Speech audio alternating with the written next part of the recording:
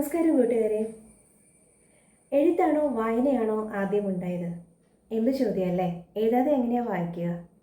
നമ്മുടെ കൂട്ടായ്മയിൽ നല്ല എഴുത്തുകാർ മാത്രമല്ല, നല്ല വായനക്കാരും ഉണ്ടെന്ന് തെളിഞ്ഞിരിക്കുകയാണ്.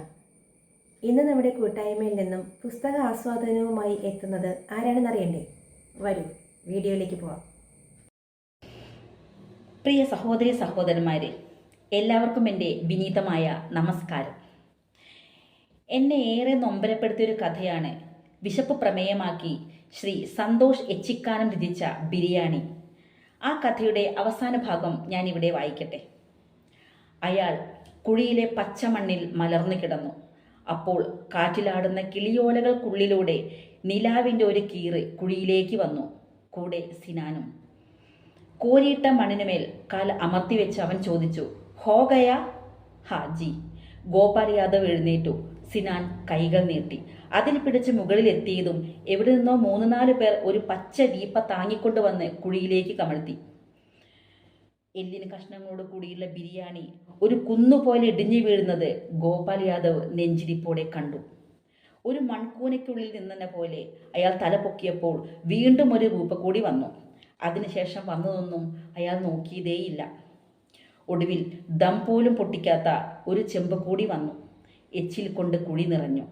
ഇനി അതെല്ലാം ചവിട്ടി ലെവലാക്കിക്കോ, പയ്യൻ പറഞ്ഞു. ഗോപാൽ യാദവ് കുറച്ചു നേരം മിണ്ടാതെ കുഴിയുടെ വക്കിൽ തന്നെ നിന്നു. ചവിട്ട് അമർത്ത് ബായ്, സിനാൻ ഒച്ച വെച്ചു.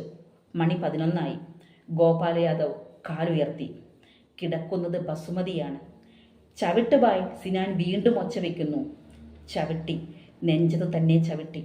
ആദ്യം ഒരു കരച്ചിൽ കേട്ടു, പിന്നെ അതൊരു ഞരക്കമായി. ഒടുവിൽ അതുമില്ലാതായി. ഇനി മൂടിക്കോ. വിയർത്തൊലിച്ച് കാൽപാദങ്ങൾ നെയ്യും മസാലയുമായി നിൽക്കുന്ന ഗോപാലിനോട് സിനാൻ പറഞ്ഞു. ഒരു കൈക്കോട്ട് മണ്ണ് കോരി കുഴിയിലിട്ടതും ഗോപാലിനെ കൂടി ചേർത്ത് മൊബൈലിൽ സെൽഫിക്ക് പോസ്റ്റ് ചെയ്തുകൊണ്ട് സിനാൻ ചോദിച്ചു, ബായിക്ക് എത്ര മക്കളാ? ഒരു മോള്. എന്താ പേര്? ബസുമതി. നിക്കാഹ് കഴിഞ്ഞോ? ഇല്ല. ഇത് കേട്ടതും മൊബൈലെടുത്ത് പോക്കറ്റിലിട്ടുകൊണ്ട് സിനാൻ പ്രതീക്ഷയോടെ ഗോപാൽ യാദവിനെ നോക്കി. പഠിക്കാണോ? അല്ല. പിന്നെ? മരിച്ചോ? വലിയൊരു ആഘാതമൊന്നും ഉണ്ടാക്കിയില്ലെങ്കിലും അങ്ങനെയൊരു ഉത്തരം സിനാനെ ലേശം തളർത്തി. എങ്ങനെ? അവൻ ചോദിച്ചു. വിശന്നിട്ട്. ഗോപാൽ യാദവ് ഒരു കൈക്കോട്ട് മണ്ണ് കൂടി ബസുമതിക്ക് മേൽ കുത്തിയിട്ടു.